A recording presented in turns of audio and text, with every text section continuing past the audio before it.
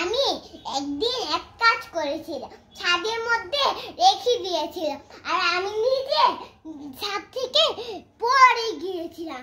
পড়ে গিয়ে মাথা ফাটিয়ে কাছ এনে মাথায় ঢেলে দিয়ে মা মা করতে লাগলাম। তারপরে দেখা যায় একটি কাক আমার মাকে ওর মুখ দিয়ে আটকে নিয়ে কোথায় যেন যাচ্ছে।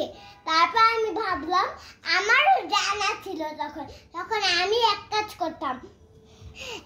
করতাম ওইখানে আমি আমার ডালা দিয়ে উঠতে ওই কাকের পিছনে মাকে